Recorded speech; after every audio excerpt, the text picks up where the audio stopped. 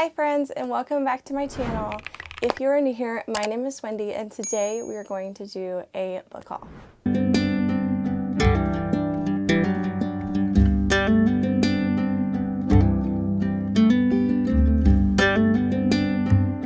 So this time I have a little bit more to add. I ended up signing up for Aardvark for the first time ever, and I probably won't do it every month. I'm thinking I'll just alternate. If I'm liking more on Aardvark than I am on Book of the Month, then I'll just skip Book of the Month and do that, and vice versa. I'm definitely not going to do both all the time, but I had a code for a cheaper book. Also, if you hear a cat meowing, please ignore it. I'm so sorry. I have a new kitten and she is not happy that I locked her out. She is very needy.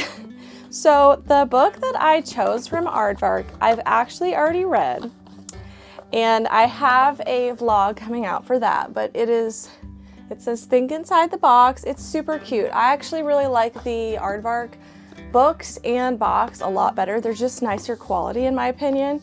So I got so thirsty, and this is the first horror that I've ever read, and it says, a woman must learn to take life by the throat after a night out leads to irrevocable changes in this juicy, thrilling novel from the USA Today best-selling author of Such Sharp Teeth and Black Sheep. And I just have to put a disclaimer here. I am going to go ahead and unhaul this. This is a book that I DNF'd and I do not recommend reading. There is just a lot of stuff in here that I'm not okay with, and so I really don't recommend getting this book, to be honest with you. The next box that I got was obviously Book of the Month, and so I got The Dagger and the Flame, which, by the way, this book is very large. And in the back it says, in a deadly game of revenge, the most dangerous mistake of all is falling in love.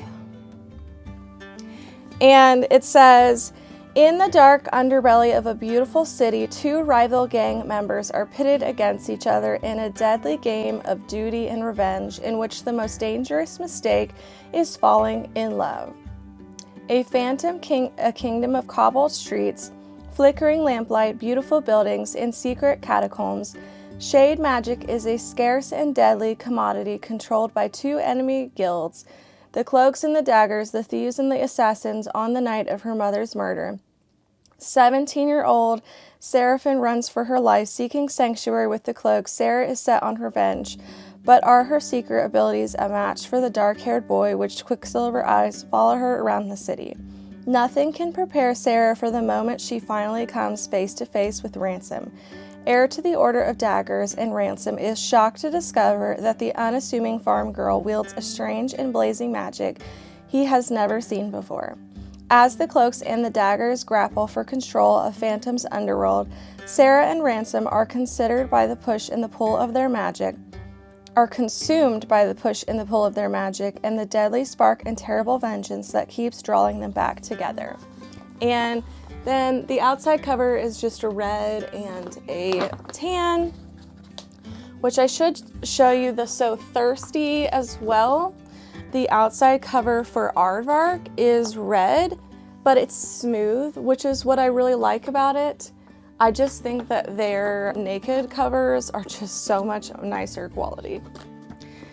And then the next book that I got was The Wild Huntress, which I believe a lot of people got. This is a young adult fantasy. It says, every 5th year as a harvest wane, two kingdoms meet in wooded domain, and those who cannot hunt nor slay belong to your king for a year and a day. Kings and beggars trust to your aim, for in the wild hunt all are fair game. And it just sounds so good. The monsters will fear me. Every 5 years, two kingdoms take part in a wild hunt, joining the bloody risk, and even the best hunters can suffer the most gruesome fates. Still, hundreds gamble their lives to participate, all vying for the hunt's life-changing prize, a magical wish granted by the other king. Branwen possesses a gift no other human has, the ability to see and slay monsters. She is desperate to cure her mother's sickness, and the wild hunt is her only option. Gwydion is the least impressive of his magically talented family, but with his ability to control plants and his sleight of hand, he'll do whatever it takes to keep this cruel order brother from becoming a tyrant. Pryderi, I cannot say this name, is prince-born and a monster raised deep down. The royal crown doesn't interest him. All he wants is to know where he belongs. A trickster, a prince, and a wild huntress, if they band together against the monstrous creatures within the woods, they have a chance to win, but nothing is guaranteed, for all are fair in game and love and the hunt. And the inside cover has this map, and the inside cover kind of looks like that. Let me see if there's anything else to show you. The headers have that little symbol on it. And this is also very chunky, but the words and the sentences are very spaced apart, which it is young adult. That's pretty typical. So it is green on the naked cover. So it's probably not as long as it seems. Very excited to read that one. Let me see if there's any maps or anything in the other one I should have showed you. Oh, there's a list of players, Order of the Daggers, Order of the Cloaks, House of Revere, Their Royal Highness. And then this is the map for the dagger and the flame. Super nice. I am very excited to read this one. I don't think there's any interesting, well, there's a little flame dagger header on this chapter. So that wraps up the book subscriptions. So then I got a couple middle grades this month because there is a middle grade readathon going on, a spooky middle grade. So one of the prompts I think was a new release middle grade.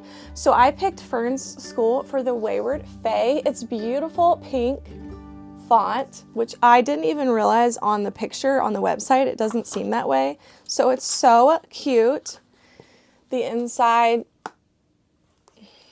And I wanted to try this because I'm sure there are lots of middle grade new releases that people could have recommended to me, but I wanted to find a fantasy just because I don't know a lot about fantasy middle grade, so I just wanted to try something different, and I do love books about fae. So it says, "Pardon me, are you human? Are you sure? Some children are born believing they're human, only to find out that something magical twists and swirls in their bones. Rosemary Thorpe is one such child. She also has trouble keeping friends, as she has the unfortunate ability to tell exactly how people will die. If you're like Rosemary, and there's a chance you are, then Fern's School is waiting for you. Make friends with a ghost, walk the halls with a vampire, or share a room with a banshee. Sharpen your powers and join other waywards at Fern's School. You just have what it takes to save humans and fairies alike." And I would really like to get more into, I guess it's considered dark academia, but fantasy about schools. I love that type of trope, especially like, what is it, Divergent? I don't know if that's necessarily a school, but just different. Like, I know Crave has that aspect, but I DNF'd Crave. The writing was just very mediocre, not great. So if you have any like fantasy school suggestions, I know Academy for Liars is one, and I already have that on my list. Please let me know in the comments. So the next middle grade novel I got was Small Spaces, and this is going to be set in or around Halloween. And this was recommended to me by a couple of my friends, so I already know that it is really loved by a lot of people.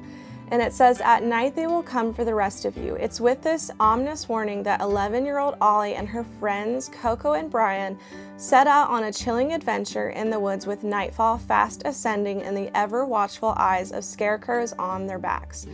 What had begun as an unremarkable school trip to a nearby farm soon becomes a frightening journey into the world behind the mist. In order to survive and not remain trapped, their forever Ollie and her friends need to be quick on their feet as they work to unravel a 100-year-old mystery, save their classmates, and beat the villainous smiling man at his own game. Small Spaces is deliciously creepy and hair-raising tale that readers won't soon forget. This book scared the snot out of me, fast-paced and spine-tingling delightful. So I'm a little concerned because I don't do scary well, but I'm hoping because it's middle grade, I'll be able to handle it. On the back, it shows others in the series and they look extremely creepy. So I am very nervous about reading this. And then this was gifted to me by Sweet Corinna. This is You Again, and it is a fall romance, which I've already shown, I think, in one of my other videos. I think it was my TBR video. I don't have anybody's personal reviews on this, but I've just seen it around and it has fall covers on it. And then the last and personally my most favorite buy that I got this month was The 13th Child. And let me just show you first. The cover is eerie and gorgeous.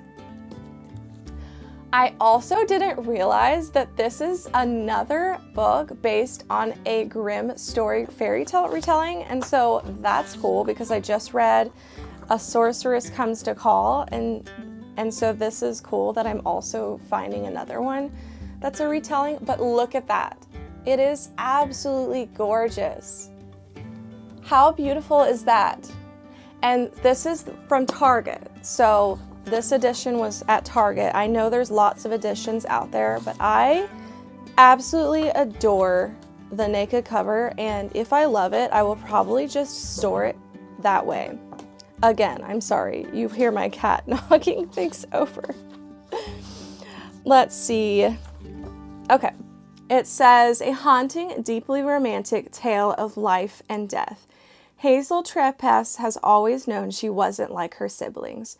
A 13th child promised to one of the gods, she spends her childhood waiting for her benefactor, Merrick, the god of death, to arrive and take her away. When he does, he lays out exactly what he's planned for Hazel's future. She will become a great and celebrated healer to aid her endeavors. Merrick blesses Hazel with a gift, the ability to instantly deduce the exact cure needed to treat the sick. But all gifts come with a price.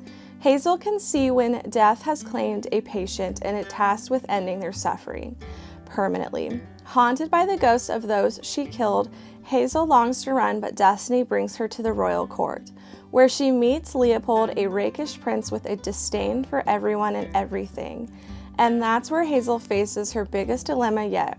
Should she save the life of a king marked to die? Hazel knows what she is meant to do and what her heart is urging her toward. But what will happen if she goes against the will of death himself?